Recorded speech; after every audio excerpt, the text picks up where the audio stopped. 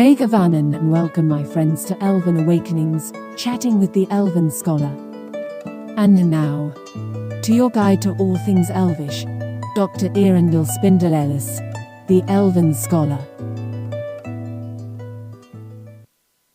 Once upon a time, in a forest rich in pine and oak, lived a young elf.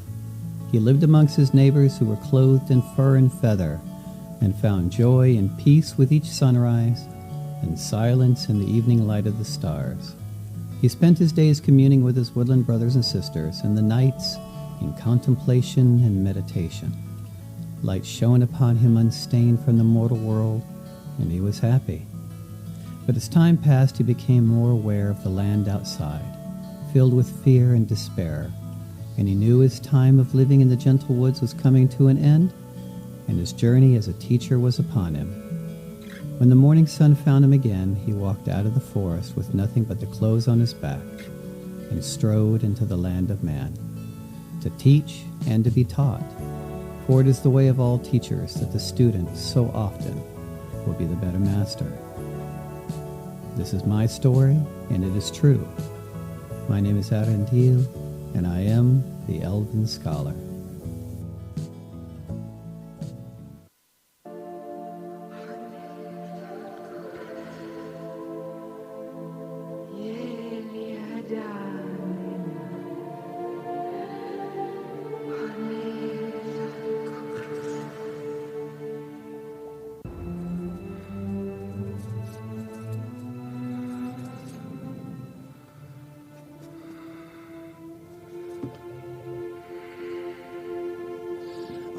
Tell of the wonders of elvish medicine. That was a privilege to witness. Mae Govannen, my Elven brothers and sisters, and Fae and other kin, and pagan and D&Ders and cosplayers. Today is going to be an easy show. What I wanted to do was to go ahead and touch on Elven Healing 101, how to make an Elven First Aid kit for when you're out in the wilderness or the forest or the desert, and there is no doctor around. So that's what we're going to be talking about today, and I will do the standard disclaimer here that while I am a doctor, you are not my patients, and it is best that you always look for professional health care for any kind of medical advice. All right, I got that out of the way. And also just want to make a note that these are my opinions and not those of the radio station. So let's go ahead and get started. Elven Healing 101, how to make an Elven First Aid kit.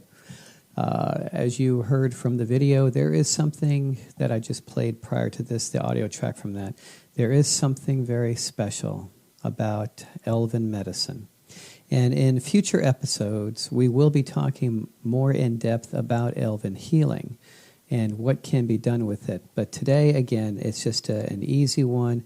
What can you do in case of emergencies when you're out in the wilderness and there is no doctor around? And you need to care for yourself or your family or friends, or whether they be human or other animals. All right, because these work on so many different types of beings.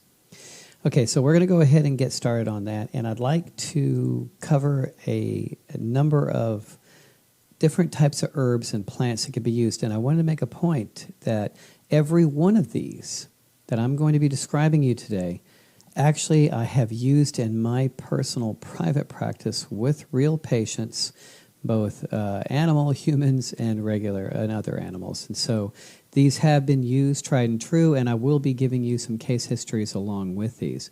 So there's going to be a lot of information going here pretty quickly. So if you want to, make sure you have a pencil or a pen and a pad of paper, because I'm going to be throwing these out pretty quickly. Again, when the show is over with, if you did not get everything you needed, it will be uploaded to my Elven Scholar, The Gentle Musings of an Elven Scholar YouTube channel, and it will also be available on Heroes and Mortals Radio for you to be able to play it back at your leisure. Okay, so we're going to go ahead and get started with what I consider are probably about 8 or 10 of the most primary herbal Elven medicines to have in your Elven First Aid kit. I recommend that for those who want to use these types of medicines to research on your own, Make sure that they work well with you and your other doctor if you feel like you need to talk to them about any kind of prescription medication you may be on. And while a lot of people will put these in their medicine cabinet, I have thousands of patients who have done similar. I have also found it wonderful if you make your own little portable in a little pouch that you can carry with you, a little first aid kit when you're out in the forest or the wilderness, and have these with you. I have seen them save lives. So we're going to go ahead and start. And I'm going to start with what may be the most precious first aid elven medicine that I have ever used in this life or in any other life. And that is the one that somebody will describe as mucho caliente, and that is cayenne. And I'll give you the Latin names so that you will be able to look these up as well so you don't confuse them with other types of herbs. So this is Capsicum annum. It is the lowly and hot cayenne pepper. Again, I have seen incredible proof of healing from this one little lowly herb that most people use as a condiment or in their hot sauce. What can this herb do? Again, if you have nothing else with you when you're out and about, I would definitely keep this one as a liquid tincture, like an alcohol-based tincture. They're very easy to make. In a future episode, when we talk more about Elven Healing, I would be happy to actually teach you how to do it. And you can also go to my YouTube channel where I have videos that actually show you how to make these as well. Okay, why cayenne? Why is it such an incredible blessing? Because cayenne, unlike any other herb I've ever found, has an incredible history of being able to stop even severe bleeding within 60 seconds. Now, I know this sounds like a grandiose claim to make. I have personally witnessed it, and myself and my patients, my wife has experienced this, and I'll go into some stories of her adventures with this as well. Cayenne, the hotter, the better. You can get cayenne in what we call low heat. Cayenne is measured in heat units. So a very common heat unit that most people are used to is what you can get out of the grocery store, the red powder. It's listed as 40,000 heat units. And within the cayenne family, it can go all the way up to 200,000 or more heat units. So just be aware that the hotter it is, the more powerful it is, but I have seen complete success just using the 40,000 heat units. I have watched it historically stop heart attacks and strokes in their track. I have seen bleeding stop in its tracks. And so let's go ahead and say how that happens. Okay, there are some chemical constituents that actually exist within cayenne that causes you to clot very quickly. This is why often patients who are on prescription drugs for blood thinners are usually recommended not to have cayenne, garlic, things like that, because, garlic can thin the blood, but cayenne actually can cause the blood to clot very quickly while at the same time thinning it so that you don't have a stroke, and it can actually take care of the stroke. Some stories about this. I had a patient years and years ago. Well, you know what? Before I do that, I'd like to go ahead and tell you how this was taught originally as late as the 20th century, and that was from a wonderful man. His name was Dr. Christopher. He became, for the 20th century, the most famous modern herbalist and naturopathic doctor. He so strongly believed in cayenne, and that's why I'm probably going to be spending most of the time on this show on cayenne before we move on. When he was very, very young, he was very sickly, and he had all sorts of problems, high blood pressure and arthritis, and the list went on and on. He literally could not, when he became an adult, could not get health insurance because they said he had too many pre-existing conditions. Well, in his process of studying as a young man, going through herbalism schools in Canada, and then eventually becoming a naturopathic doctor, he learned so much about cayenne and started to take it. And what he would do is he would go ahead and take a glass of water, and he would take and he worked his way up, take like a little quarter of a teaspoon, just a pinch of cayenne, and he put it in the water, stirred it up, and drank it. Now, a lot of people will say, oh, that will burn my stomach, it will hurt my ulcers. That is absolutely not correct. There is one thing about cayenne that is different from so many other herbs. For example, garlic. If you take pure garlic juice and you put it on your skin, it can burn you. It can blister you. I have experienced this personally. But cayenne, no matter how much it may feel like the fires of Hades, it causes zero tissue damage. You may swear that you are on fire and you are in great pain, but cayenne causes zero tissue damage. In fact, it is known also historically, and even in modern times medically, that cayenne, a very painful way to do it, but can actually cauterize ulcers within the stomach and cause them to stop bleeding and heal. And I'll get into that in another episode, how that can be. But I've watched it personally happen myself with my patients. So he started working his way up, doing just a little bit of cayenne. He worked his way up. He got to a quarter teaspoon, then he got to a third of a teaspoon, then he got to a half a teaspoon. Eventually he got up to, and I'm not joking, 3 tablespoons at a time in a glass of water. Cayenne is very specific, some of the chemicals in it, very specific to what are called the smooth muscle groups. And that actually is part of the muscle groups that are within your circulatory system, your arteries, your veins, capillaries, and such. And that's why so many people with high blood pressure actually find a great amount of success using cayenne in their personal routine. So he did this, and eventually he healed so much that the insurance company decided to insure him because they couldn't find the original circulatory problems with him any longer, couldn't find him any longer. So, end of the story there is Dr. Christopher passed away in his 70s. He did not die of old age. He literally passed away from slipping on an icy sidewalk and cracked his head, and he passed away. Well, his son David, he's a dear friend of mine, he went ahead and said, my father would want this, and they did an autopsy on him. And they found that he had this this was an actual, true, official autopsy. They found that he had the circulatory system of a 20-year-old, even in his 70s when he passed away. So, all right, now that I give you a little background on how I learned about this, let's talk about a patient of mine. What we have found is that sometimes it only takes a few drops of cayenne tincture, and that's, like I said, you can look on my videos and see how to make it on the Gentle Musings of an Elven Scholar. And using alcohol and cayenne, and you mix it together and let it work for about 2 weeks, and then you strain it off and keep the liquid base. And so now you have a cayenne tincture, and it takes very little to perform its function. So, as an example, my dad, years and years ago, had very high blood pressure because he just wouldn't stop getting upset over things that were going on in the world. And he would get these headaches, and he wasn't sure where they were coming from. And so I told him, I said, Dad, next time it happens, here's some cayenne tincture. I said, next time you feel that headache coming on, go ahead and take a drop, just a drop or two, and put it on your tongue.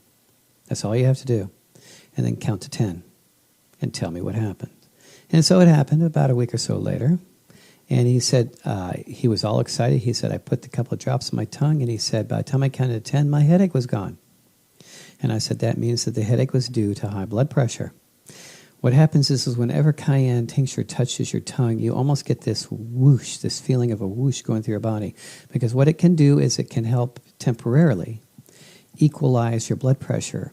So in the cases of a heart attack, it can temporarily, so I would go ahead in the case of for myself, now, I've seen this with patients when they're having a heart attack, you squirt a good dropper full in their mouth. They're going to swear at you and be very upset.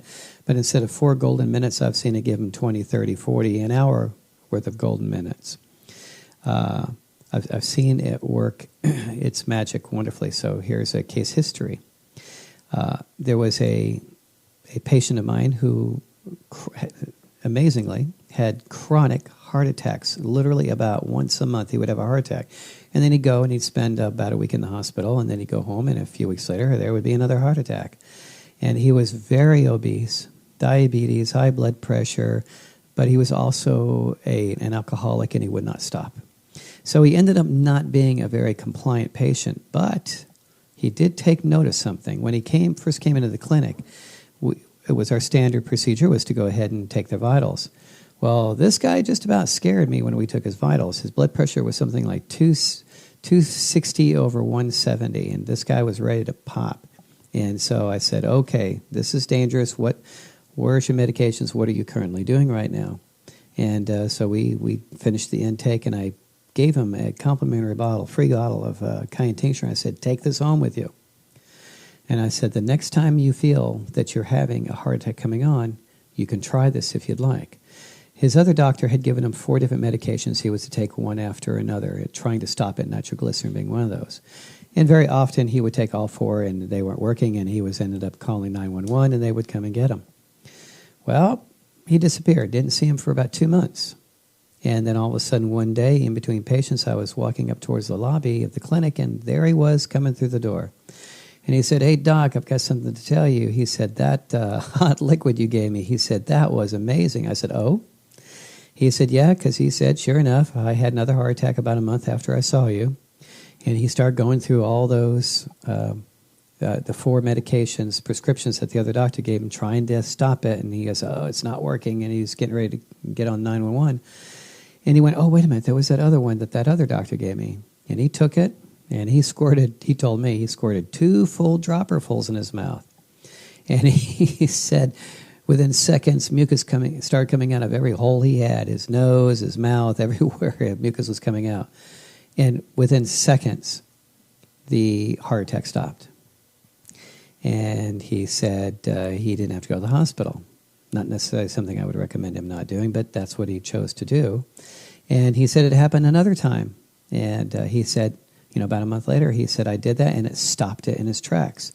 Because, again, cayenne on the tongue can cause an equalization of blood pressure. So if there's a heart attack, it will pull the pressure off the heart. If there's a stroke, I've seen this, it will pull the pressure off of the brain where the stroke is occurring.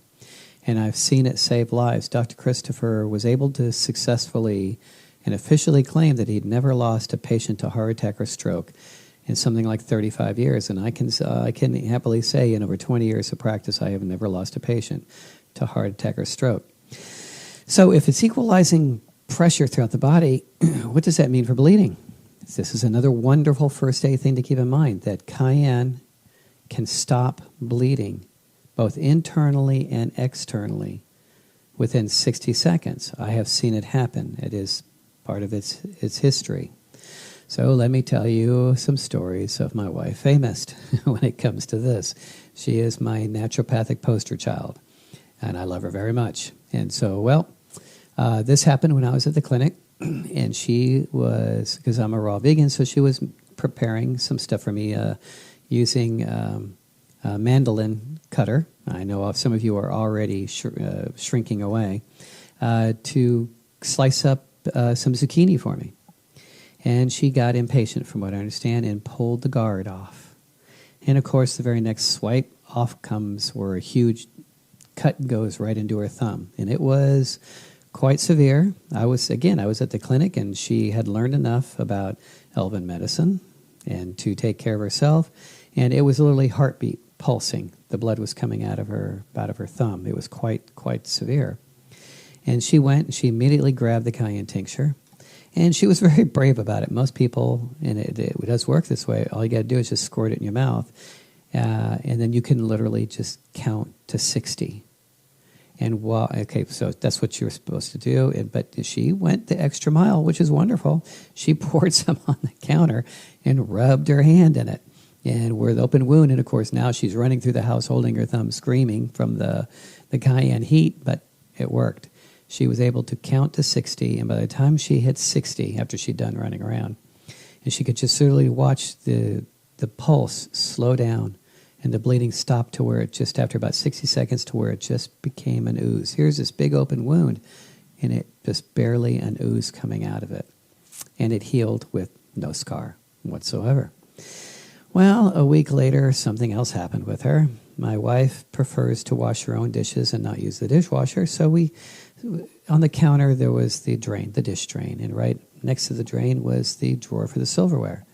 Well, one day all of the silverware was all dry, and so she reached in, grabbed a handful of it, and turned over around to put it into the silverware drawer, but unbeknownst to her, pointing straight down was a knife. We walked barefoot in the house. She slightly relaxed her grip as she was turning over to the drawer, and out falls the knife. And just like a cartoon, went straight in the top of her foot and stood straight up. It was perfect, just like a cartoon. And she was like, oh my. But literally the cayenne tincture bottle was still sitting on the counter from the week before. She decided not to put it in the wound this time, but she reached down. She knew what was going to happen. My wife's a tough lady from Alabama, and she grabbed the knife and pulled it out of her foot. And, of course, when she did, the blood started coming out. She took a dropper full, squirted it in her mouth, counted to 60, and the bleeding had stopped. So it works amazing for stopping bleeding, both internal and external. It has a great history with heart attacks and strokes. It's an incredible life-saving first aid and so inexpensive to keep around. I would highly recommend anybody that would like to get into herbal, elven medicine to seriously consider keeping cayenne tincture around you at all times. Keep it in a little pouch when you go out exploring, and keep it in the house in the medicine cabinet. It's one of those medicines that if a child gets into, they're going to be very unhappy, but it's not going to hurt them like a prescription medicine will. All right, so that is the magic of cayenne. Oh, and one last note on cayenne, absolutely superb for shock. Whether yourself or someone that you know is going into shock due to some kind of trauma, usually an accident, a broken bone, a serious wound, the shock can be very life-threatening. So you can literally squirt this in your mouth or into their mouth, and it will help carry them through the shock and help relieve it. Okay. Let's go on to the next. I'm only going to stay with this one for a few minutes, but it is wonderful and valuable. A lot of you probably know about this. And this is ginger, an incredible elven medicine. Zingiber officinalis. It is a wonderful herbal medicine. Almost primarily that we use it for is for nausea. Even the Royal Navy to this day gives their sailors a choice between ginger candy or Dramamine.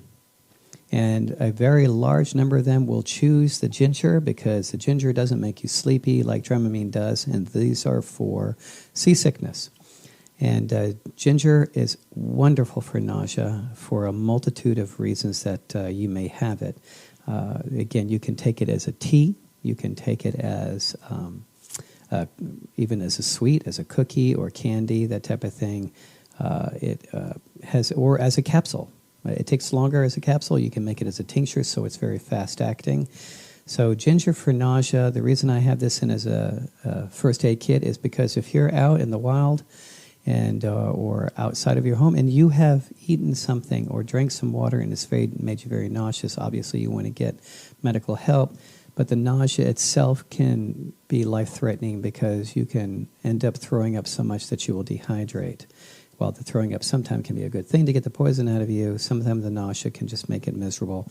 And ginger is excellent for seasickness, for car sickness, and for a multitude of other nausea. For example, from serious sinus drainage, you get very nauseous. Well, I've seen ginger help with nausea there as well. So we were talking about poisons. An excellent thing to have in all Elven First Aid kits is activated charcoal. Activated charcoal, absolutely. You can get it off Amazon. You can get it at the local pharmacy over the counter. And my gosh, if for some reason you couldn't get activated charcoal and you're in the woods somewhere, you can burn your food, even if you have to burn some wood and pound it up and make some powdered charcoal. If you have to, it is a lifesaver because what it does is you literally mix that stuff with water and you swallow it. And it can absorb a lot of toxins very quickly, and I've seen it save lives. So charcoal. I prefer you to get your activated charcoal. It's a lot cleaner and safer, but what you got to do, you got to do. So you can use the charcoal for that. Okay, we're going to cover some other plants that are readily available throughout the United States that you can find and use in your Elven First Aid kit. And one of the most common out there, a lot of humans will call it a weed. And, some people, I heard somebody say that a weed is only a plant friend I've not met yet. This most common weed you find in most yards is plantain, Plantago lanceolata or Plantago major. It's a beautiful little plant. Again, you can look these up for the pictures on the internet. You can go look at my YouTube videos on how to identify these and use them. It's an absolutely incredible herb for causing the skin and wounds to heal quickly and to remove infection very quickly from a wound. And you can literally just grab it out or off of the ground, chew it up some, and put it over the wound, and it works great. So case history here. This involves me. Many, many, many a yarn ago, I lived in a cottage in the mountains, and we had a bounty of elven medicine growing all around us. And one day, I was out being rather foolish. This was quite a long time ago. I was being foolish and playing out in the weeds, as they say, and playing out in the garden and within the forest. And I got bit by a spider. I was being careless. And I got bit, and it was like, oh, okay, that's not great. It didn't make me sick or anything, but I knew that I wanted to take care of the wound. And I was very much a novice in herbal or elven medicine. And I thought I would go grab some garlic. And I would put garlic paste over it. Well, I obviously was not terribly schooled or educated at the time. And I put it on my hand, and when I woke up the next morning, it was horrendously blistered and infected. All right, because the pure garlic paste put straight on the skin, not internally, but on the skin, can cause you to blister. So my hand became quite infective, and it was like, oh, okay, that was wrong. I guess I could have done what I already knew originally to do, and that was to make a plantain poultice.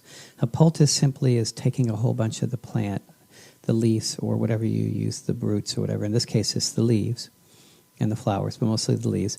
And you break them all up, and you put them in some water, and you heat it up, and you make it to where it's all wet, and it'll kind of stick together. And so I did that, cleaned my hand really well, and I took this paste of all this glop of plants, put it over the wound, and then I bandaged it up, and I left it there. And I woke up the next morning, and what a sight I saw. How powerful is elven or herbal medicine? Because it was quite infected, looked quite bad the day before.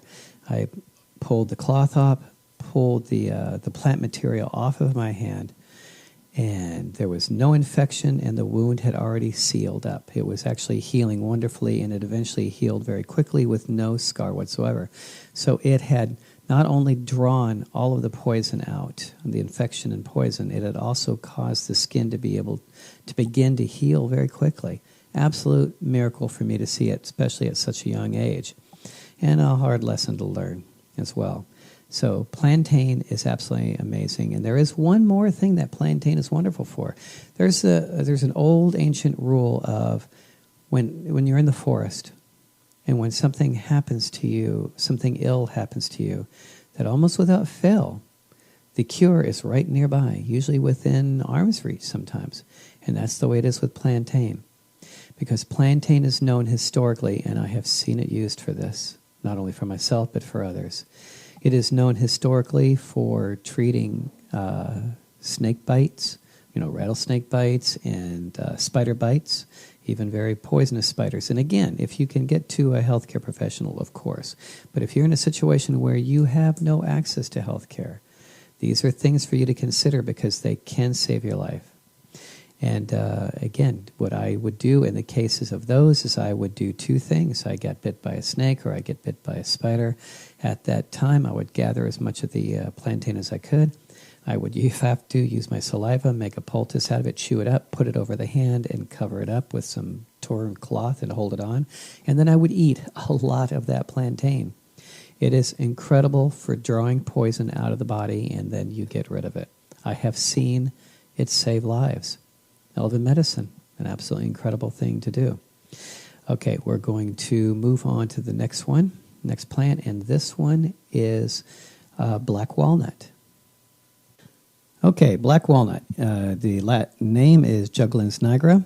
Okay, it is such a simple little little walnut. Most people are used to them during Christmas time, the holidays, but what they don't know is how incredibly magical the hulls are. Black walnut hulls. Now the walnuts themselves, I would get into a whole other subject on that, on what they actually have a medical, there are medical studies done on it for depression. And we can talk about that on another show. But we're going to be talking about the hulls, the outside of black walnuts. Not that hard part, but the next interior part. It is extremely wonderful for taking out intestinal parasites, worms, fungus, things of that nature. It's incredibly effective for that. And so in that case, while it is good to have it as a tincture, I highly recommend that for those that want to learn, and they can always come to our Elven College online, Lambengomor, the Elven School of Lore Masters, where we have full school on teaching full courses on Elven First Aid, Elven Herbalism, even medical herbalists. You can go all the way through. But you can also watch my videos where it'll give you some basic information on how to make a salve. I highly recommend black walnut as a salve and carry it with you when you go out. Very often you can pick up roundworm. That's actually not a worm, it's a fungus. You can pick up all sorts of different fungi or parasites when you're out in strange water, out in the forest or the wilderness, and you can pick these up. Even the CDC in America stated that 1 out of 6 Americans have intestinal parasites. I tend to think that that's probably a little conservative, because most of the times that I decided it was time to test a patient for parasites, almost without fail, they had them. And you don't have to go traveling to other countries to get them. So I've seen black walnut salve be used for example, babies with a very serious diaper rash, because it's a type of yeast, it's a type of fungus. And I've had moms come in and I'd say, okay, go ahead and use the salve, and they would wipe it all over the baby's bottom, and by morning most of the rash was gone. Okay, again, for humans, you can put it on your yeast rashes, as well as different types of molds and fungi, roundworm and such. I've seen it work great. It's also used in formulas that we use for getting out of intestinal parasites. So I always like to keep it around. Here's a wonderful story. Again, goes back to Dr. Christopher. One of the neat things that a lot of people don't know about him is that he, to this day, and this is before he became a naturopathic doctor, he was an herbalist, and he was drafted in World War II into the Army. And he ended up being the only herbalist to serve as an herbalist in the U.S. military. And then, again, this is during World War II. And what happened is that he was working as a medic with them. And I think it was every Monday, they would all get together, all the staff, and they would go over the case studies, the case loads. And something that they would do every week is the head of the department would bring in a patient and say, this is the kind of person you cannot cure. And just to learn, we know how to triage and what they're supposed to do about this. Well, one day, and unfortunately for Dr. Christopher, he would constantly speak up, but there is something he can do. And of course, the head sergeant was not happy with John Christopher at the time, constantly piping in about his plants and weeds. Well, one time, they brought in a young private who had impetigo, this literally because of his helmet and got wet and out in the trenches and so forth.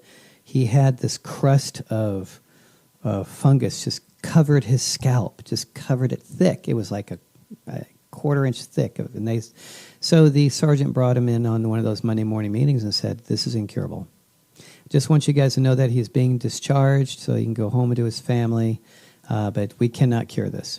And the young private was going, but I really don't want to leave. He said, this is all I have, and this is what pays for my family.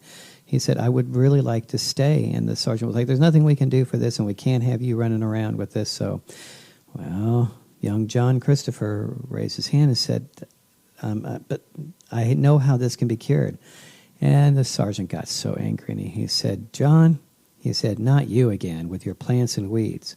And John said, I know how to cure this. So the sergeant thought that he had John up against the wall and went, okay, fine. You go ahead and do it. I will give you 1 week to cure this. And if you can't cure it, then you are never to talk about your plants again. And the young private was like, yes, please, I'll do anything, whatever you say. And John agreed. He agreed to do it in a week. Okay, and it actually wasn't a week because John knew that it took black walnut hulls. And he knew back home, in the western United States, and he was over towards the East Coast, he was like, I know that we have black walnuts growing at home. So he immediately phoned home and said, will you please, that they had, I guess, the shipping through the military, will you please ship me all the black walnut hulls you can find and get to me? Even still, it took days to get there. It took 2 or 3 days to get to him. But his family acted quickly, shipped him out the military, they got him. And now the problem is that he had to make a tincture out of it, and you're normally supposed to take 2 weeks minimum to make a tincture. Well, he didn't. So what he did was he just did the best he could, chopped them all up to a fine powder, put them in alcohol base, and literally carried this thing with him, constantly shaking it for about another 2 days, just constantly doing this. So here we are. We're already easily halfway through the week. And then he had the private called in. He said, all right. He said, we don't have a lot of time. He said, I need you to take this. And he had a big old jug of it. He said, here's a cloth. He got some Band-Aids and soak them in this black walnut liquid. And then he wrapped the soldier's head up in it, just as thick as he could, and soaked it. And he said, and then they put a bandage on top of that. And he said, I need you to, throughout the day, every day for the last 3 days we have, because there's only about 3 days left. He said, I need you to keep this thing soaked in the tincture. And of course, the young private was like, I will do whatever I can do to support you here. So he did. He did it for the next several days, and Monday rolls around. And the sergeant was waiting gleefully, waiting to finally be able to shoot this young John Christopher down for good. So they're all, and everyone was in the meeting, it looked like, anticipating this big drama that was about to occur. So they brought the young private in, brought him up front. He still had not removed the bandage, not once, but kept the solution poured over it. So they brought them in, and the sergeant had the nurse come over, and they gently were removing the bandage. And, of course, the sergeant was standing there expecting what he thought was going to happen was failure. And as the bandage, and this was all documented within the military, as the bandage was removed, off came this huge cap of scab. This huge cap came off that was all the fungus, the infection, the impetigo. And underneath was the beginning of raw pink skin beginning to grow underneath. The sergeant was shocked, was absolutely shocked at this. And he looked over at John and he said, this is what you're going to be doing from here on. Because that was a huge problem with the soldiers back then. And John stayed busy from then on treating soldiers with herbalism in the U.S. Army during World War II. And to this day, he still remains the only one who ever did it. That's black walnut. Absolutely amazing. All right. So we're going to move on to, we only got a few more to go. And the next one is one of my absolute favorites. I'm going to try not to take too much more time here. But that is garlic. Outstanding garlic. The nickname for it is Russian penicillin. Why is that Russian penicillin? All right, is because throughout Europe and Russia and in those areas of the world, they have a very long, we're talking hundreds or thousands of years history of using garlic as an anti-infection to fight infections. Mostly bacteria, but both bacteria and viral. And again, this is historically. Now, they've proven this, fortunately. So Russia, the nickname was Russian penicillin because every time during the world wars that Russia would run out of their anti-infectives, and then finally, and much later, they would run out of penicillin when it was finally discovered. Whenever they would run out of these, they would turn back to their old tried and true and start using garlic on their soldiers because it worked. I have used garlic in my medical practice, as I've said before, over 20 years. It is incredible because while we have this growing multi-strains worth of bacteria out there that are becoming incredibly resistant. A lot of the bacteria that's out there now is only one antibiotic away from being completely resistant. MRSA is a fine example. Antibiotics have been used way too much. I remember when antibiotics were first discovered, it was planted on the front page. It said miracle, antibiotics, because that was a new word. All they had before then was anti-infectives. It said miracle cure will cure the dying. And it was called a godsend. And it was meant for only emergencies. Well, back in the 1970s, there was something like 1.5 million pounds of antibiotics made every year in the United States. 20 years later, it was up to about 10 million pounds of antibiotics made every year. They're used way too much. And so what happens is you now have most bacteria in the world is now resistant to antibiotics. So they have to keep coming up with stronger and stronger antibiotics. And, of course, then you end up getting stronger and stronger bacteria. All right, but none of them are resistant to garlic. Okay, why does garlic work? Okay, well, garlic has approximately 35 sulfur compounds in it. 35, this is medical fact. 35 different sulfur compounds in it. And as many of you know, many of the best original antibiotics were sulfur derivatives, sulfur compounds. But unfortunately, you get allergic to those, but you don't to garlic. Well, there's approximately 35 sulfur compounds in it, which makes garlic an incredibly effective antibiotic, anti-infective. And but what's interesting is the most powerful of those 35 is one called allicin. It's also the stinky one. That's why a nickname for garlic is the stinking rose. That's why when you go to the store and you buy these garlic capsules they're called odor-free, you just bought something worthless because the most powerful of the compounds was taken out. Garlic smells. It is what it is. You can take it in capsule form, and that does diminish vastly the smell on your breath.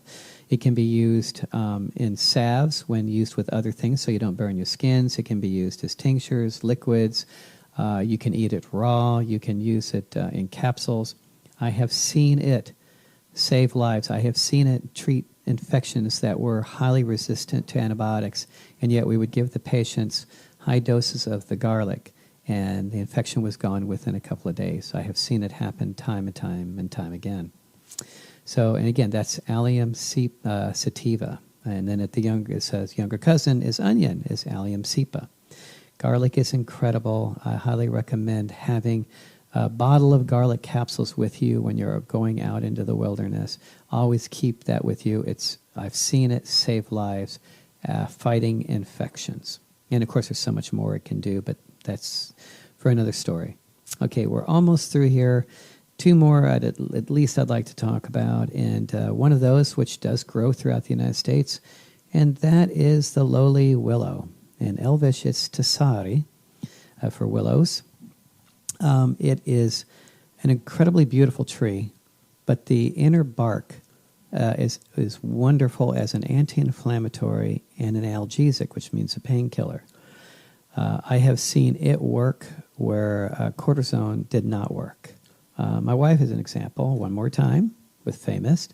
She ended up because she loved walking on the beach, and she would basically do this fast walk on the beach, and she had very poor tennis shoes. Her feet required supports, and she didn't have them, so she ended up with a horrendous case, didn't tell me about it for about 2 years, horrendous case of plantar fasciitis, where a lot of you probably know what this is, where the inner fascia, the tendon, the covering of the tendon becomes highly inflamed. It's an incredibly painful thing to have, very hard to walk. And I've seen it actually cripple people before. Well, the standard thing is to go ahead and treat it with cortisone shots for about a year. Well, my wife chose to have me treat her, and we did. And she would take the willow internally as an anti-inflammatory, so it's wonderful to have with you out in the wild because it's also a great painkiller, okay? And she did this, and she also would rub it onto her foot, and what another doctor said it would take a year. The plantar fasciitis was gone in 3 months. All right, why willow? Well, okay, let's go back to the year 1899. All right, and that's when Bayer aspirin the company came up with Bayer aspirin. And what did they originally use? they used poplar and willow inner barks, because within it is a company called salicin. And they had figured out that that's the painkiller. That's the part that we need to get. And so they can't, they couldn't patent a tree, but they could patent this chemical in their own process. So they would extract the salicin out of it and make salicylic acid, and they made aspirin. And of course, then people's stomachs started to bleed. And what they didn't realize is that the way Eru, the way God created all of the elven medicine out there, is that within, for example, willow, there's about another 300 chemicals that's in there. And they all act synergistically and buffer the action of the salicin. So that people who use willow get the same effect as what a Bayer aspirin would do, but without their stomach bleeding, because the plant itself buffers it.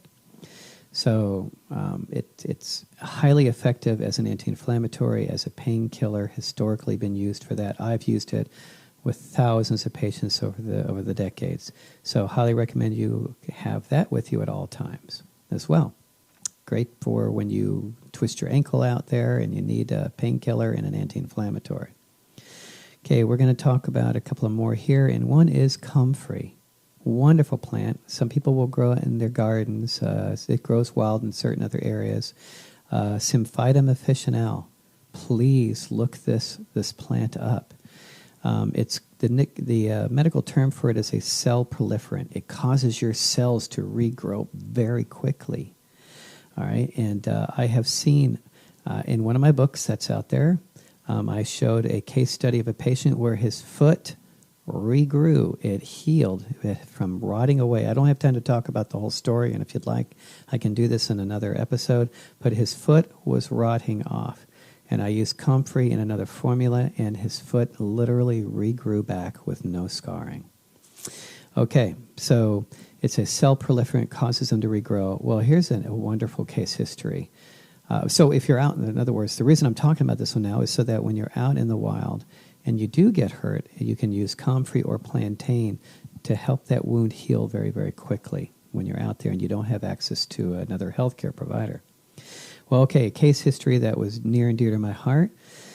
Years and years ago in the clinic, because we also worked with other animals, not just human animals, and a woman walked in one time and one of her dog's legs was rotting off. I won't go into great description other than to say that the upper tissues were gone, it was down into the muscle and rotting down to the bone.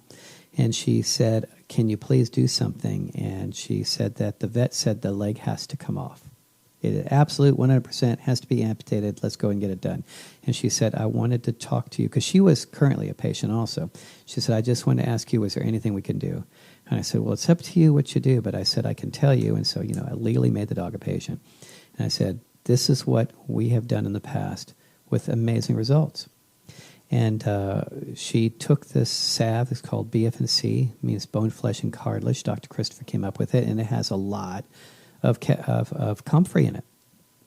And I said, what I would do, if I were you, is I would coat this, just slather it liberally on that wound, completely cover the wound, bandage it up, do your best to keep the dog from taking the bandage off and licking it off, and reapply 2 or 3 times a day if you have to, but never pull the old salve off, just keep reapplying on top of it. Well, the woman did. And she had the foresight to take pictures constantly throughout this process and sent them to me, and we now included it in our teaching courses. The leg completely healed with no scarring. The fur even grew back. The dog never lost his leg to being amputated. Amazing stuff, comfrey. I highly recommend it. I'm only touching on a lot of these so that maybe I'd encourage you to go out and study some more and learn how to do this. Okay. I think I'll touch one more, and again, most people know about this one, Aloe Vera. You can grow it in your home. I'm in the desert. It grows down here. There's lots of places you can have it. You can get it as a gel. You can have it as a plant. Wonderful for cuts, scrapes, wounds, burns, outstanding. So these are just some of the things that you can do to protect yourself out in the wild, in the wilderness. When you've hurt yourself and there's no healthcare provider around, you make a Elven First Aid kit out of what I've discussed today. And you may very well see yours or someone else's life be saved, because I have personally witnessed it. So please consider using these. And if you decide that you want to go further, there will be a commercial at the break about our school, Lambango More, the Elven School Lore Masters, where you can become a full herbalist and even a medical herbalist. All right. So that pretty much covers that for now. I'm going to go ahead. I'd like to talk about a riddle contest, and then we're going to be getting ready to take a break. Sam, do you know the Athelas plant? Athelas? Kingsfoil. Kingsfoil, it's a weed. It may help to slow the poison. Hurry.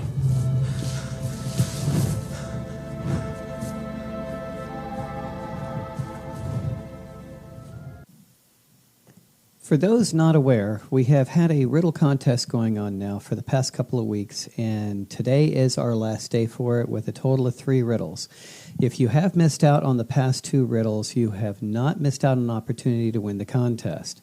I will go ahead and give you both of the previous riddles today and a way to answer, and I will also now give you the last and current riddle of the contest. Again, those who win the contest, besides getting the great kudos of having won a riddle contest, which is relatively rare today, you will also win a complimentary copy of my new book coming out, Elven Awakenings, Zen and the Art of Being Elven. It is a wonderful handbook on Elven culture and history and language and meditation and manifestation as well. Its original form was in Elven Awakenings, and it got very good reviews, so we decided to expand on the book, and it will be coming out here very soon. And besides winning that, you will also get an Elven reading from me. So here is the first riddle from a couple of weeks ago. And again, if you decide to partake in the contest, you are welcome to answer these. The first person that gets all 3 riddles answered correctly will win the contest. You can send your answers to radio@elvenscholar.org. radio@elvenscholar.org, ELVENSCHOLAR.org. The first riddle of a couple of weeks ago was, there is a house. One enters it blind and comes out seeing. What is it? All right, so the first riddle, there is a house. One enters it blind and comes out seeing. What is it? And the riddle from last week was another wonderful little riddle there. So for those who, did not get to listen to it or partake, the second riddle was, a man shaves several times a day, but still has a beard. How can that be? A man shaves several times a day, but still has a beard. How can that be? All right, and here we go, the last riddle for the contest, and here we go. I am without form and shapeless. I am at my best when at my lowest. I give without judgment and administer all with equality. No obstacles in time can withstand my way. With open arms, my body will caress you, but strike me and I am gone. One more time. I am without form and shapeless. I am at my best when at my lowest. I give without judgment and administer all with equality. No obstacles in time can withstand my way. With open arms, my body will caress you, but strike me and I am gone.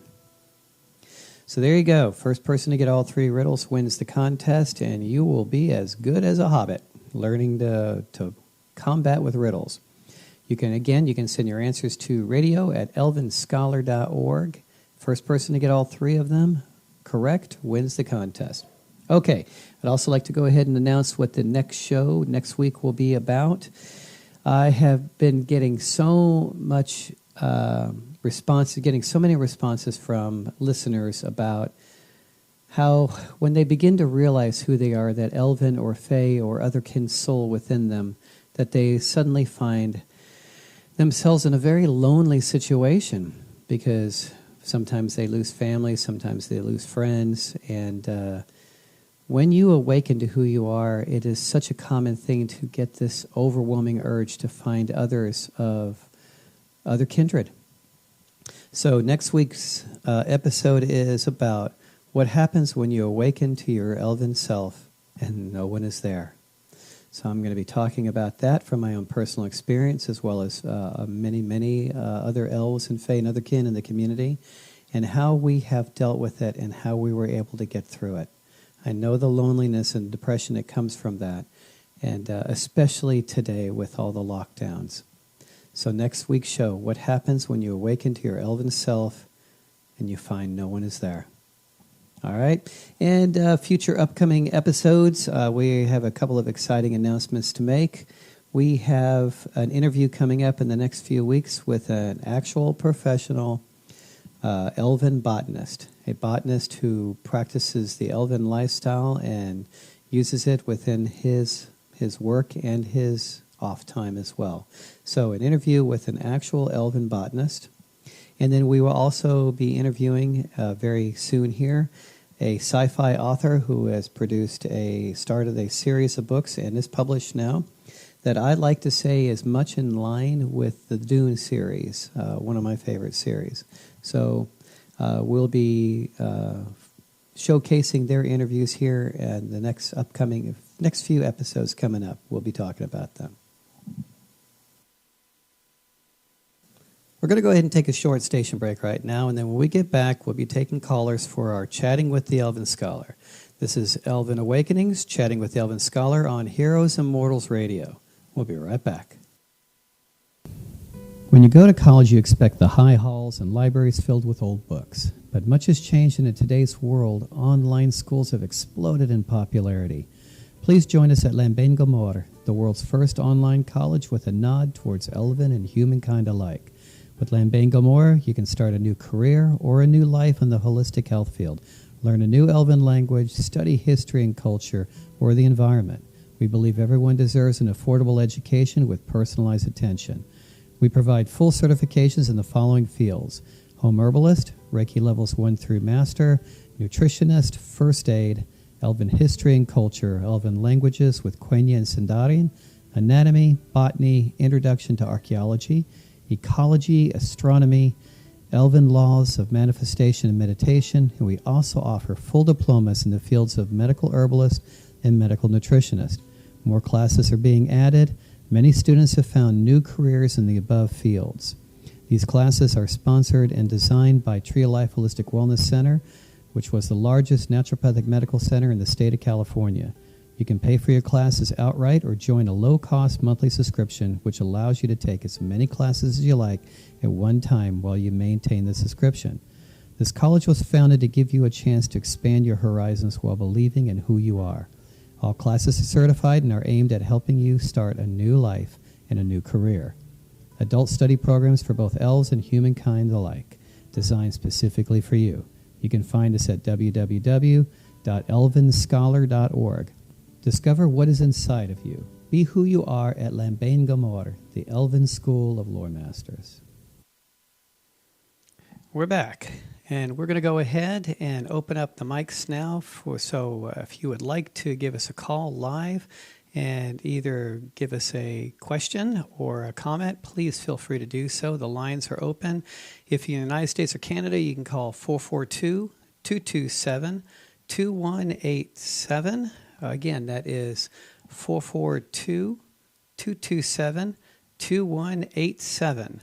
You can also, in case you're out of the country and you don't want to incur the extra costs, I do monitor the email during the live broadcast, and you can email me a question or comment at radio@elvenscholar.org. That's radio@elvenscholar.org. All right, we're going to go ahead. We're not going to be on the mic part of the show for very long. I definitely went over on the other part, but I still got a lot of material I'd like to cover. So we'll go ahead and leave the mic open for a little bit for anybody that wants to come through. In the meantime, I wanted to go ahead and carry on with what we started last week was Tolkien Right. And one of my favorites that I wanted to talk about, and some of you, probably a good bit of you are aware of this, it was neat because there was a change in the research not too long ago. Are hobbits real? Were there really hobbits back in the days of Lord of the Rings or long before then? And the answer finally was discovered and confirmed. Yes, there actually were hobbits. Tolkien was right. And this was obviously discovered much after Tolkien had passed away. So it was interesting, again, that he foresaw this, kind of like we talked about before with Jules Verne's. So a hobbit. What are hobbits? Okay. Well, they made a discovery out in the Pacific of these little people that were basically a little over 3 feet tall. They've been classified as a species as Homo florensis, and they are called the real-life hobbits of Indonesia. Homo florensis, you can look at this up online. They were an actual species as much as 60,000 years ago. Some theories said that they died out around 12 to 15,000 years ago. Others are saying it could have been 60,000 years. But they have discovered that they lived from that time on to about 1 million years ago. The fossils have been found, the actual bones of quite a few of them. And at first, when they found them, a lot of scientists were poo-pooing it, going, well, that can't be. This must be just a bunch of children who had a brain issue, and they did not go to full growth. So this was actually just regular humans who had some abnormalities, genetic defects. Well, they actually studied it a little bit further, and they found out that no, they did not. These were actually genetically clean individuals. They did not find any defects. They just happened to naturally be people that only grew between 3 and 4 feet tall, and they lived anywhere from 12 to 60,000 years ago at the latest. And then, of course, like I said, they went all the way back to 1 million years. They actually found fossils of them as much as 1 million years ago making stone tools. So hobbits have been around a long time. This is one of those wonderful cases where Tolkien was right. So it was exciting to see that he had, again, foreseen something else. So we're going to go ahead and go on with a couple other things I had started last week as well. We're going to get ready for story time here in just a few. I came across something. It was actually as late as this morning. Normally, when I do a lot of my stories or whatnot, I like to narrate them. I'll take the story and I'll actually go ahead and tell it. Though you'll hear today later on, there's some stories or parables that I like to do that I will actually let the original YouTube channel tell them because they do such an excellent job of it. Well, I came across this wonderful little YouTube video by the YouTube channel Aubrey Marcus, and it was about Gaia. Because for those of you who don't know what Gaia is considered the living personification of the world. All the life on this world actually manifests as a single being, so to speak, and that for many philosophies and religions, she is the mother. She is the mother of all, and she cares for us. And this video is a short video that's on YouTube. Talks about her pain over what she's seen happen with her children. And so I wanted to go ahead. The woman that did the video did such an amazing job that I'd like to go ahead and let her tell it instead of me. I just love what she did. So I'm going to go ahead and let that play for you and see what you guys think of it. It was very moving to me, and I just felt it was important, especially with today, how Gaia's children, the elves and humans and fae and all others alike, are being treated. So go ahead and, if you would, take a listen to this real quick, and then we'll be right back.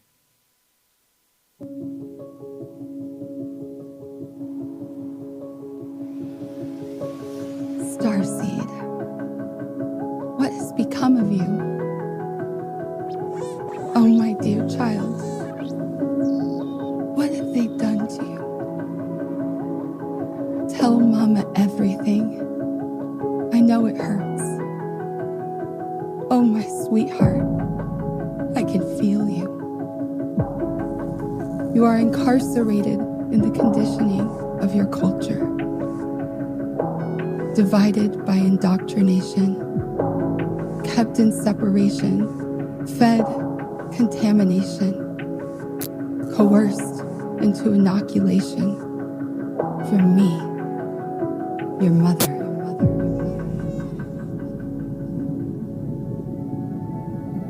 I know it's a lot. Take your time, my child.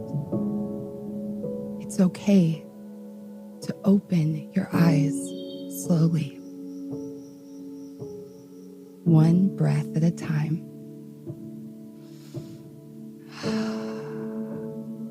I got you. If you feel alone, lay on my grassy lap and watch the red hawks glide across the blue sky.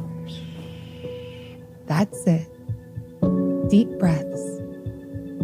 Unclench your heart. Take off your mask. Let go of your pain. I can hold it for you. I am so proud of you, my child. What courage you have to face the shadow. As you heal yourself, you heal the collective. The world needs you. I need you to rise, to remember, and you can't fail. All you have to do is show up. That's enough. More than enough. Let go of the stories, the lies of your culture, the programs of your parents. See the truth. The demons are just angels who have lost their way. All is of God, or nothing is. Things are changing now. You are entering the unknown. But if all is of God, then God is the unknown too. To behold the unknown and know it as God is to claim faith. So have faith, my child.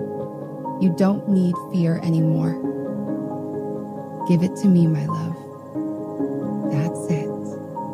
Gently. Gently. I'm sorry the world hurt you. I will cry the tears you haven't shed. I will wail the grief you've kept inside. We're going to make it better. Bring light to the darkness by seeing the darkness as the light. Remember the teaching of Father. Behold, I make all things new. So let's make a new world together. Okay, rest now, my sweet. I'm always with you. You're doing great. I'm so proud of you. You're so brave, my child. I love you as I love anything that has ever existed. I love you as myself.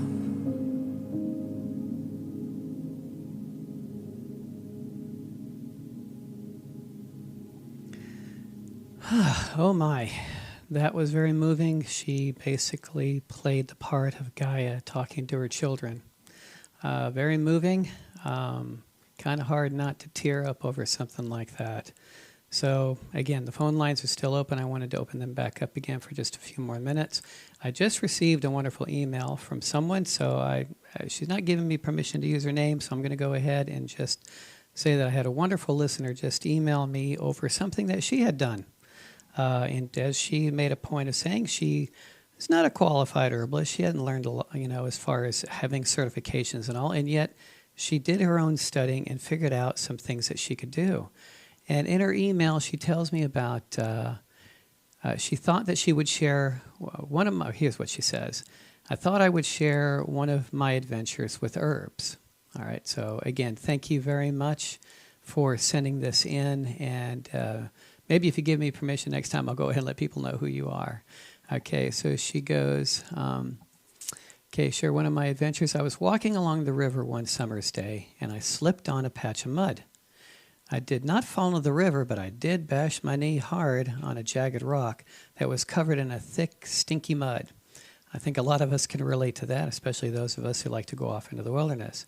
I washed off the wound as best I could, limped up to the bank, and found yarrow, Achillea millefolium. And that's correct. That is the plant. Some have said, for those with the Lord of the Rings persuasions, that was actually maybe Athelas that they were talking about, that I just played a few minutes ago. Okay, she said, I chewed it up, spit it on the wound, picked up some more, and carried it back toward home. She said, I made a second spit poultice and applied it to the wound halfway home. It was several miles to return home, and I washed it better at home. I did apply a little antibiotic cream once I was there, and I did not know if it was one or the other or both that prevented infection. I do know that the wound healed very quickly. It did not hurt much despite being rather badly bashed. I do not know if this was the correct herbalist thing to do, but I have used it a couple of times if I got a wound while outside. Well, I can tell you, sweetie, that was a very good thing to do, and it goes back to what I said earlier in the show, that so often the old ancient rule of thumb is that when you have one thing happen to you out in the wild, so often what you need is almost within arm's reach. That's what kind of elven medicine kit is out there in nature. Yarrow, again, Achillea millefolium, absolutely outstanding. It is great for wound healing. So I can totally accept it. I've used it before. It is superb. You did exactly the right thing. It's amazing what our instincts will tell us. You know, what our hearts tell us, what our head doesn't know, is an old phrase. So great job. I loved what you did. Thank you for that. And thank you for sharing that with us as well. Okay, I'm going to go ahead and get ready to go for another little break, and then we're going to have story time. Before I do, I'd like to go ahead and do one more of my traditions that I've kind of started up lately. But we've got some plans in the future to maybe put this part of it into a whole new show. But then we'll see how that goes. We're talking about it right now with the radio station. So I'd like to go ahead at least one more time in this show. Again, because I've had wonderful responses. Thank you, everyone. And go ahead and do one more of my poetry. All right? So this one is an Elven love poem I originally wrote for Famist quite some years ago. So I hope you enjoy it, and then we're going to get ready and we're going to have story time. For the past couple of radio shows, I've been reading some of my Elven poetry, and I appreciate and I'm very thankful for the wonderful responses from the listeners that I've been getting. So if you guys don't mind, if you'll bear with me at least one more time, I'd like to read another Elvish poem for you. This one is an Elvish love poem, and I'd like to go ahead and read it to you from ages and ages past, so I hope you enjoy it. It's called I Waited. When sunlight was new to the earth, when grass turned green for the first time, I was there and wonder lit my eyes, and I waited. When the first breeze blew cool from the mountains to bathe our sorrows and wounds from the northern rage, I waited still. Before the moon rose into the sky above the distant horizon, when sleeping in the forests awoke the gentle tree spirits, I searched for you within the shadows, and I learned to be patient and wait still again. I walked among the quiet woods and learned the names of every child of the land, and peered upon the unceasing seas, which called to me, a call for home, and yet I could not leave, for I knew to wait. Ages passed with growing swiftness while I watched the changing world.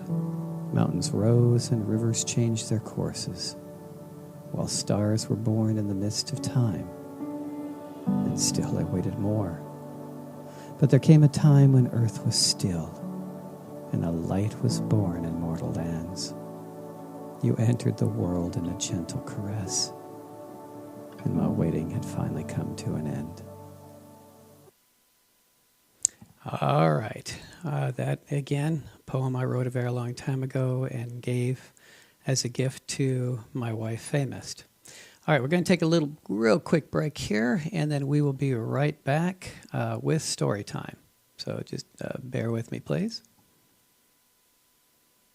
Deep in the forest is a place filled with artifacts of an age gone by, a time when elven and fairies and all those of other kin knew who they were and remembered our mythic past. It is our pleasure here at Elven Artifacts to present some of those memories. With the rising costs of so many things today, it is becoming harder to find those precious gifts that pass along an air of myth and magic to our homes and to our individual lifestyles. Within this store, you may find that one particular treasure that reminds you of your gentler past, something to help grace your home with our memories. It is our goal to keep everything priced in such a way that makes it available to as many of our gentler folk as we can. Through the magic of 3D printing, we are able to offer them at a greatly reduced price.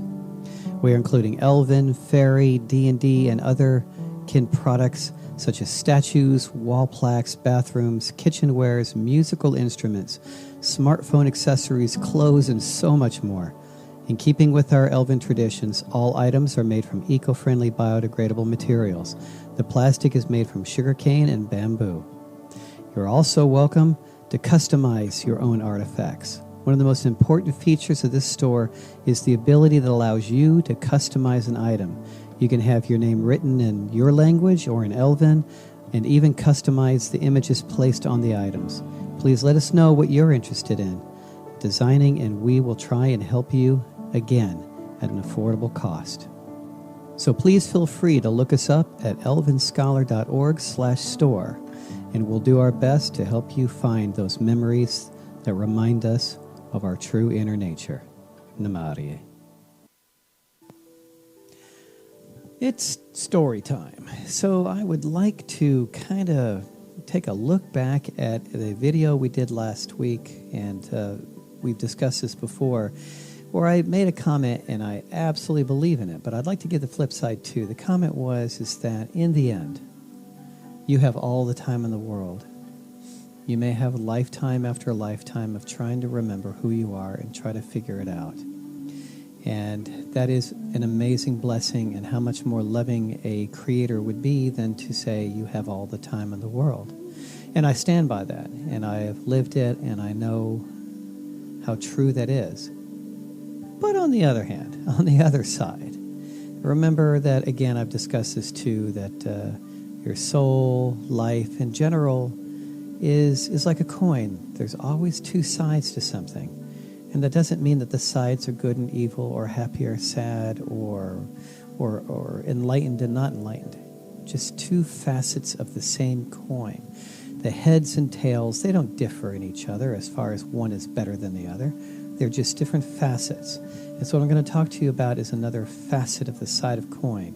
Whereas on one side, it is you have all the time in the world. And the other side is what I'm going to talk about here real quickly during story time is, but why wait? Why keep making the same mistakes lifetime after lifetime after lifetime? Why not make this the life that you truly remember? The one where you realize who you are. You know, there's a saying amongst Zen Buddhism, and in Buddhism in general, to where you want to get through all your karma, and where you don't even have good karma or bad karma. You get rid of both of them. But if you can't at least get rid of all of it, at least try to work through the bad karma, because the saying, the topic is that, well, if you can get through it all and all you build up for yourself in this life, if you don't remember who you are in this life, if you don't find that true enlightenment, but if all you can build is good karma, then at least the next time around you'll be able to choose a happier life for yourself. And I totally agree with that, I understand.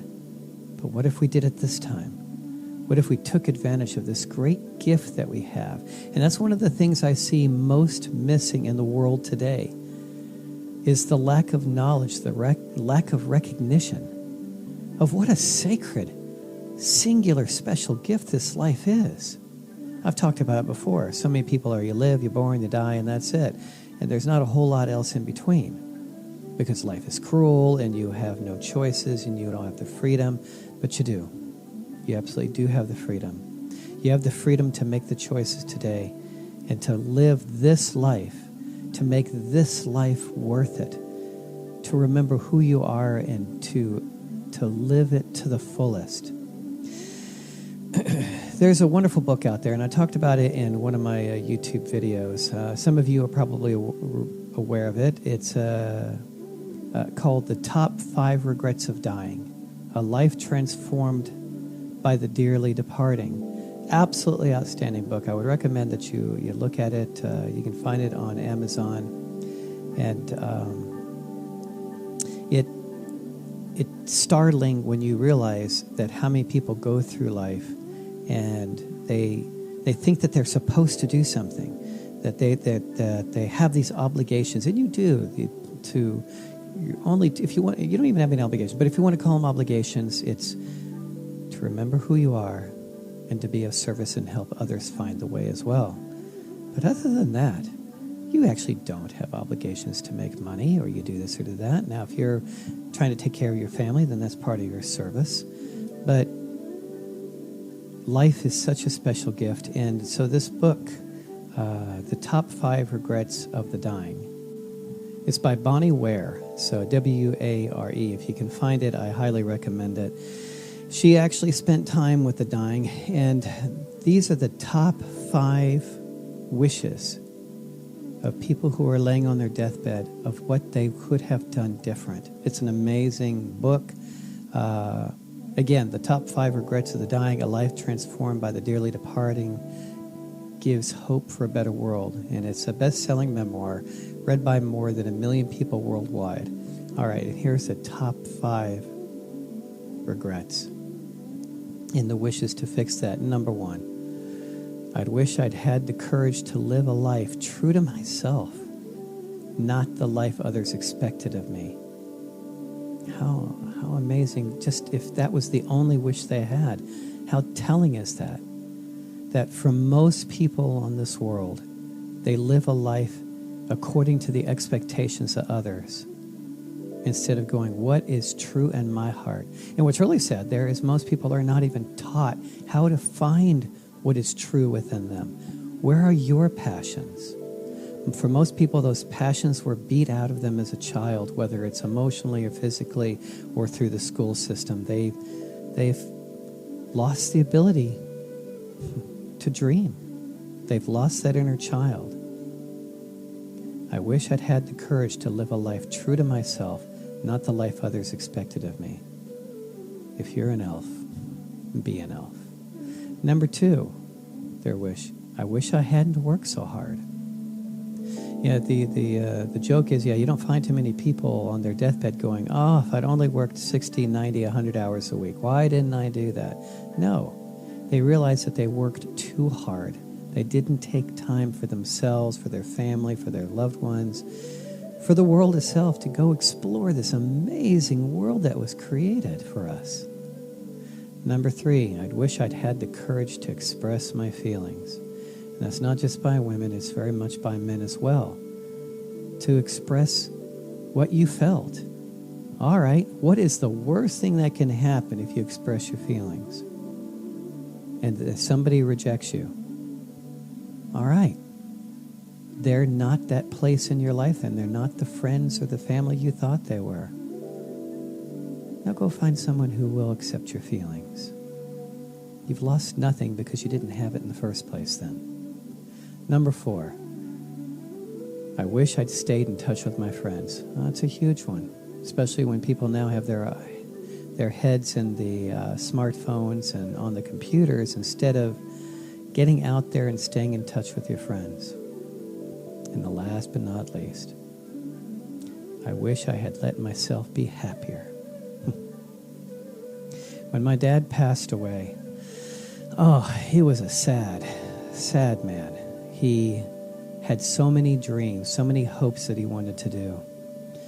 A very long time ago, we had the choice of moving to Australia for an adventure or going to another big city and where he could pursue his career. We had a family discussion about this, and we all agreed, let's go to Australia. Let's go experience the adventure there of a land just exploding.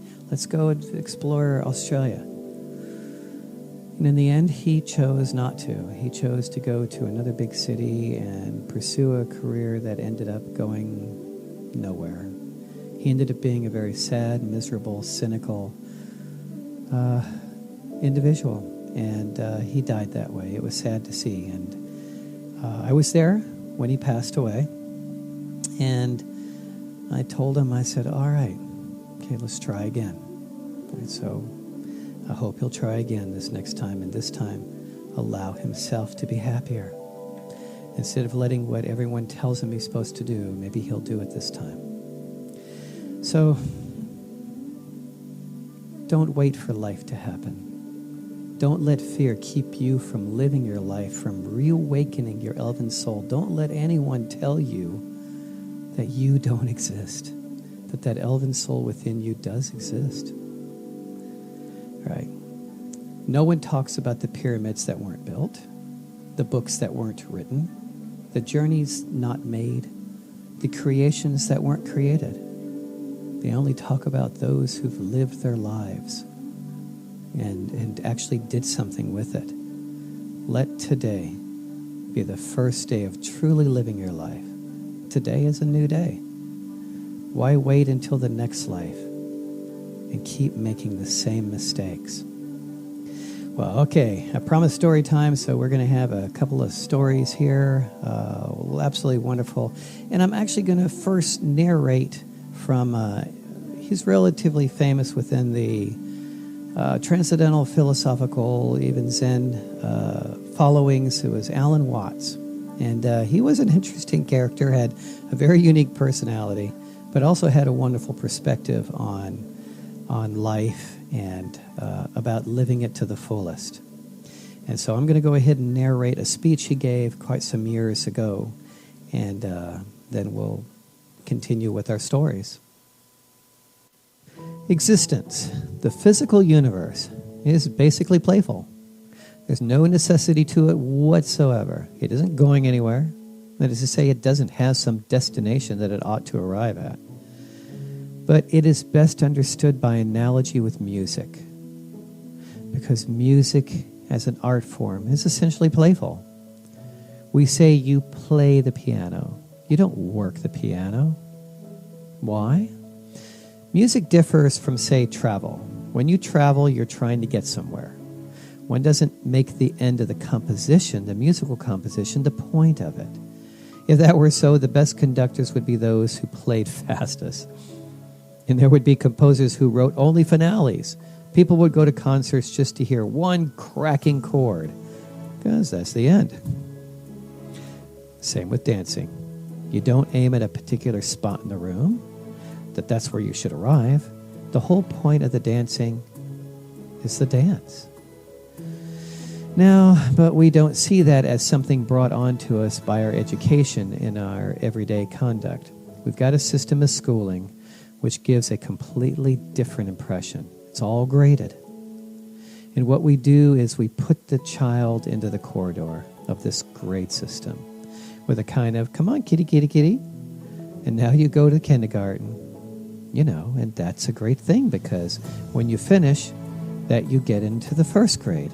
And then, come on, first grade leads to second grade and so on. And then you get out of grade school and you get into high school. It's revving up. The thing is coming. And then you're going to go to college. And by Jove, then you'll get into grad school. And when you're through with the graduate school, you'll go out and you'll join the world. The real world, they say. Then you'll get into some racket where you're selling insurance, and they've got that quota to make, and you're going to make that quota. And all the time, that thing is coming. It's coming. It's coming. The end result, that great thing, the success that you've been working for. Then you wake up one day about 40 years old and you say, my gosh, I've arrived. I'm there. Well, you don't feel any different from what you always felt. By expectation, look at the people who live to retire. They live to retire. They don't live for today. They live for tomorrow. And they put those savings away. And then when they're 65, they don't have any energy left. And they're more or less impotent. And they go out and they rot in some old people senior citizen community. Because we simply cheated ourselves the whole way down the line. We thought of life by analogy with a journey, with a pilgrimage, which had a serious purpose at the end. And the thing was to get to that end. Success or whatever it is, or maybe it's heaven after you're dead. But we missed the point the whole way along. It was a musical thing. And you were supposed to sing or to dance while the music was being played. All right. Well, that was Alan Watts' speech he gave, like I said, quite some years ago. It's a musical. You're supposed to be dancing. You're supposed to be singing. Doesn't mean you still can't balance the life and do the things that need to be done, but at the same time, look up. Look up from that smartphone. Look up from the computer. Get out into nature and look up in the sky and hug a tree. Got a couple of stories here before we get to final thoughts, and the first one is called The Parable of Freedom. This is both these stories, by the way, have been donated to us by Sacred Science, the YouTube channel. Again, thank you guys very much. You make amazing videos, and thank you for the donation of your audios for the radio show. All right, the first one, as I said, is Parable of Freedom. These are both very short stories, and this particular one is about what it says, freedom. The freedom to make your own choices, to live your life today. All right, so we'll go ahead and do this one first. The Parable of Freedom. Hope you enjoy it.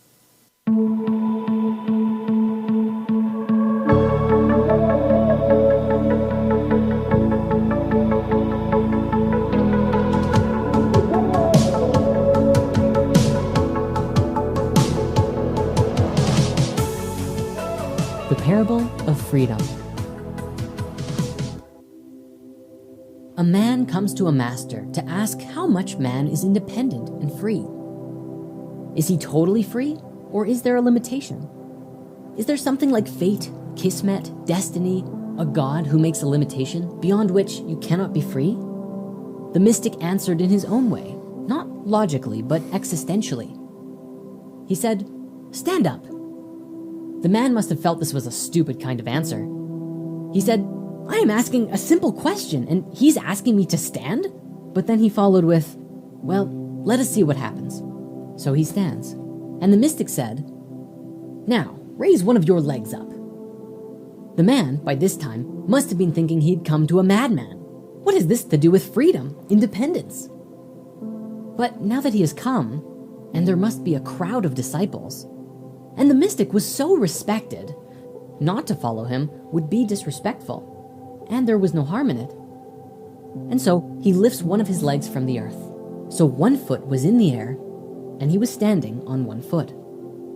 And then the master said, "That is perfectly good. Just one more thing now. Take the other foot up also." "That is impossible," the man said. "You are asking something impossible. I have taken my right foot up. Now I cannot take my left foot up too." The master responded, "But if you were free, in the beginning, you could have taken the left foot up. There was no binding order. You were completely free to choose whether to take the left foot up or the right foot up. I had not said anything about it. You just decided. You took the right foot up. In your very decision, you made it impossible for the left foot to be lifted. Don't bother about fate, kismet, God. Just be simple in your life." The Parable of Freedom is a story about free will, choice, and determinism. Is there some grand plan to the universe that is guiding our every move in a subtle yet deliberate way? While it may be comforting to think that there is some semblance of divine order, the arguably better question is, does it really matter? Many times, people will question their choices and if it's the right thing to do, and if they're doing the right thing. And often for spiritual or religious people, whether their actions are in accordance with their deity's plan for them. Ironically, the man in the story cannot see his answer from the start. And even the act of asking whether we have free will is a free act. Like many of us, he seeks some higher meaning in the answers, and in doing so, deludes himself from a simple truth. Perhaps the lesson in this parable is to not get so obsessed with the little things in life. But if you spend life wondering about the final destination, you might forget to live for the simple things and even forget the journey itself. Okay, one more story, and then we are going on to the final thoughts. Again, this is by a wonderful YouTube channel, Spirit Science, and this one is The Parable of the Butterfly. This is actually relatively well known. Are we a butterfly dreaming of being an elf, or an elf dreaming that we are a butterfly? It seems pretty basic in itself, but I love how they tell this tale about how the life of the butterfly is actually the one that just simply lives the life in the moment and enjoys it one moment at a time. Anyway, going to go ahead and start that, and then we'll head on to the final thoughts.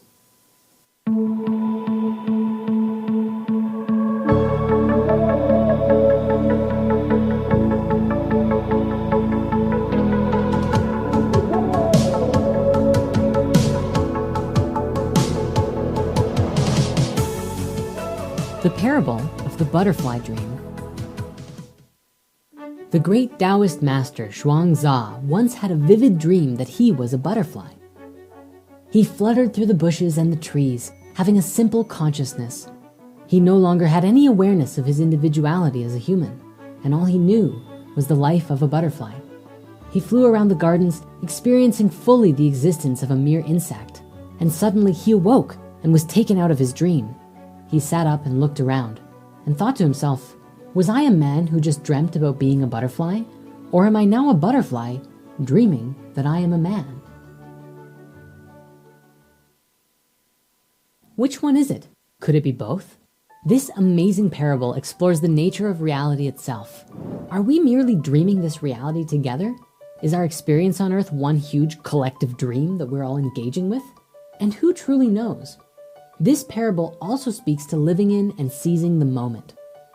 When Zhuangzi is in his butterfly form, he isn't concerned about why he's a butterfly or whether tomorrow will be something else. He is simply a butterfly right now, living his best butterfly life. Perhaps the lesson here is a simple one. We get so caught up in life with worries and anxieties of things that haven't even happened yet, and many a time forget to just be and experience the physical reality that we are in as a reality in itself. It's time for final thoughts. We're almost through for the day, and I wanted to kind of revisit the thought that we had last week about healing the elven soul and creating a new world. And I talked about always making your choices out of love and not fear, and that the greatest leader, again, is always the greater servant. And so I'm going to narrate a little story here about a king who is getting old, and he has no successor, and how he goes about finding the new ruler for his kingdom once he's gone. And it relates to last week. Again, do we make our choices out of love, or do we make our choices out of fear? Do we choose love and compassion, or do we choose greed? Well, I hope you enjoyed the little story. Here we go. Once upon a time, a country was ruled by a king who had no child to succeed him to the throne. Since the king was getting old, he wanted to select a suitable successor to rule the country. The king sent out notices throughout the country. The notice had invited every qualified young person in the country for an interview with the king. The outcome of the interview would decide a possible successor to the throne. The only qualification for the candidate was that they should have immense love for their fellow beings. Every young one across the country was very excited at the possibility of being the ruler of the country. There was a poor young man from a remote village who also read the notice and started to prepare for the interview with the king. The man was a kind one and a hard-working man, but he was very poor due to various circumstances. The man had no good clothes to be presentable in the sight of the king, so he worked really hard and saved some money to buy him proper clothes and to support him for the long journey to the palace. After he got his supplies and a proper attire for the interview, the young man set out on his quest. He traveled many days and nights and had almost completed the journey when he came upon a poor beggar by the side of the road. The poor beggar was trembling in the cold, covered only in tattered rags. The beggar extended his arms and pleaded for help. His weak voice croaked, "I am hungry and cold. Please help me, sir." The young man was so moved by the pathetic condition of the beggar that he immediately stripped off his new attire and offered the entire clothes to him. He also provided him with his very limited food that he had carried for the journey. The beggar thanked the man 1,000 times. And since the man had given up his good clothes to the beggar, he was a bit hesitant to go for the interview. He, however, gathered enough courage to enter the palace in his old, tattered, dirty clothes. Upon his arrival at the palace, the king's attendant showed him the way to the great hall. After a short rest to clean off the journey's grime, the man was admitted to the throne room for the interview. The young man bowed low as the king entered the room. When he raised his eyes, he gasped in astonishment as he noticed that the king looked very similar to the beggar he had met on the way. The king saw the shock in the man's eyes and said, "Yes, I was the beggar you met on your way." "But why did you dress up like a beggar? You are a king. Why did you do this to me?" The young man stammered after gaining some composure. "Because I had to be sure that you had a good heart and that you genuinely loved your fellow beings," said the king. "I knew that if I came to you as a king, you would have done anything to impress me. But the way I would never have known what is truly in your heart, the generosity and love to the one in need without expecting anything in return, is the sign of a great heart. Looking at your love and generosity towards the beggarman proved that you sincerely loved your fellow beings. This country needs a leader who would work for the welfare of all the nation, not just the ones who would offer and cater to the throne. You have proven that you are the right person to be my successor," promised the king. It's a beautiful little story, well, obviously about judging, but about what a true heart is, and that's one filled with love and compassion. You want to reawaken that elven soul within you and help create a new world? Kindness is more important than learned knowledge or studying one intellectual path after another. And the recognition of this is the beginning of wisdom. A heart filled with compassion and love for our fellow beings is the greatest gift we can give to the world. A king in this land today might be rich and glamorous, might have the power and all the might, but the kingdom is worthless compared to a rich heart of a beggar man. I know we talked about last week about reawakening the elven heart, healing the elven heart, and creating a new world. I've traveled around the world, and I have been involved in studied many religions, many philosophies in a large number of different cultures and countries. And one thing I have learned in particular, they each have a grain of truth, they each have some of it, but none of them has all of it.